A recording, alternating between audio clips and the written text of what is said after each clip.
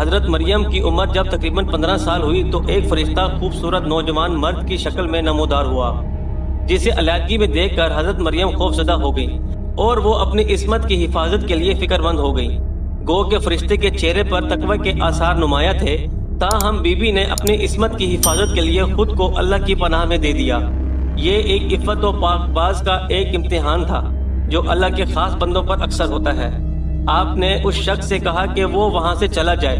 ان کی پریشانی دیکھ کر نوجوان نے کہا کہ گھبرانے کی ضرورت نہیں، میں انسان نہیں ہوں، اللہ تعالیٰ کی طرف سے بھیجا ہوا ایک فرشتہ ہوں۔ آنے کی وجہ بتاتے ہوئے فرشتے نے کہا کہ آپ کو اللہ تعالیٰ ایک پاکیزہ اور مبارک و مسعود بچے کی ولادت کی خوشخبری دیتا ہے۔ حضرت مریم کو انتہائی تعجب ہوا اور وہ بولی، یہ کیسے ممکن ہے، کیونکہ وہ شادی شدہ نہیں تھی۔ فرشتے نے کہا کہ اس سے پہلے اللہ تعالیٰ حضرت آدم علیہ السلام کو ماں اور باپ دونوں کے بغیر پیدا فرما چکا ہے